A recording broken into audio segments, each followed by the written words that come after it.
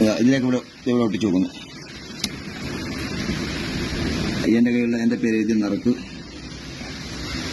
ഇതിൻ്റെ അകത്തേക്ക് വെച്ച് കൊടുക്കുന്നു.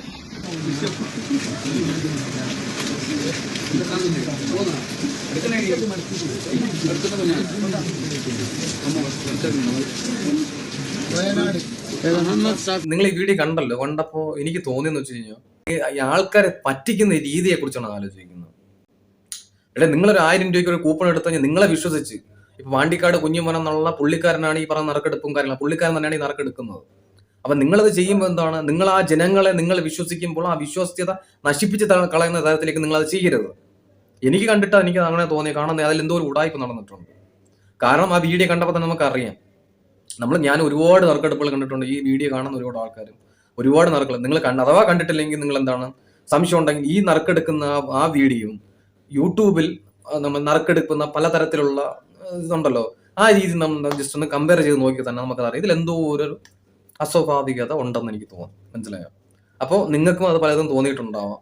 അപ്പൊ അതുകൊണ്ട് ഈ ആൾക്കാരെ പറ്റിക്കുന്ന തരത്തിലേക്കുള്ള രീതിയിലേക്ക് പോകരുത് എന്ന് മാത്രമേ. കാരണം എന്റെ കണി കണ്ടപ്പോൾ അങ്ങനെയാണ് തോന്നി, എനിക്ക് മാത്രമല്ല പല ആൾക്കാർക്കും അത് കണ്ടപ്പോൾ അങ്ങനെയാണ് തോന്നി. കാരണം അത് കാണുമ്പോൾ ഒരു എക്സാമ്പിൾ, ഒരു ഉദാഹരണത്തിന് പറയുകയാണെങ്കിൽ, നമ്മളെ കിണറ്റിലേക്ക് ഒരു സ്വർണ്ണമാലയോ എന്തെങ്കിലും അത് വെള്ളത്തിനടി തപ്പുമ്പോൾ നമ്മൾ ഇങ്ങനെ കടിയിലിട്ടിട്ട് ഇങ്ങനെ തപ്പുമല്ലോ, അതുപോലെ ഒരുപാട് സമയം എടുക്കുന്നത് പോലെയാണ് എനിക്ക് തോന്നിയിട്ടുള്ളത്.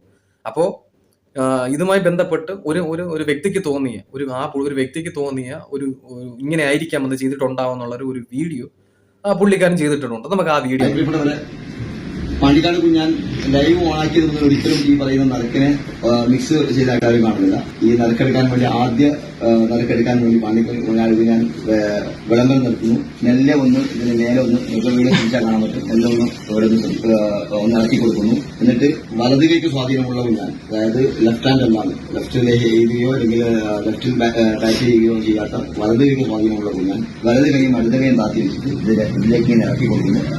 എന്നിട്ട് ഇറക്കി കൊടുത്തതിന് ശേഷം വലത് കൈയെ നേരെ ഇങ്ങനെ വെക്കുന്നു.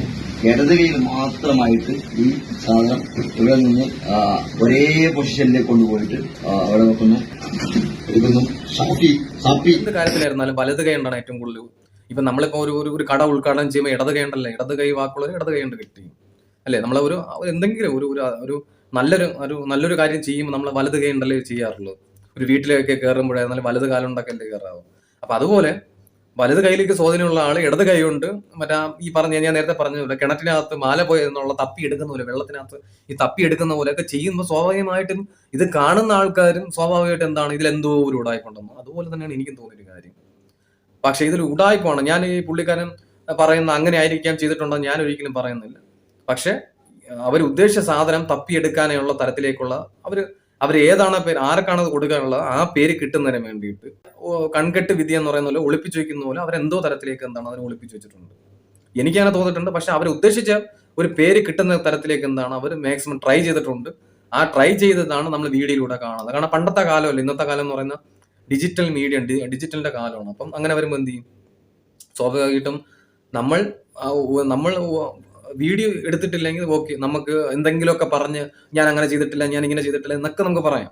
പക്ഷെ ഇതൊരു തെളിവായിട്ട് അല്ലെങ്കിൽ ഒരു ഡിജിറ്റൽ വീഡിയോ എന്ന് പറഞ്ഞാൽ ആൾക്കാർ ഒരുപാട് വീഡിയോ എടുത്തിട്ടുണ്ട്, ഒരുപാട് ആംഗിളും ഒരുപാട് സൂം ചെയ്തും അങ്ങനെ ഇങ്ങനെയൊക്കെ ഒരുപാട് കാര്യങ്ങൾ എടുത്തിട്ടുണ്ട്.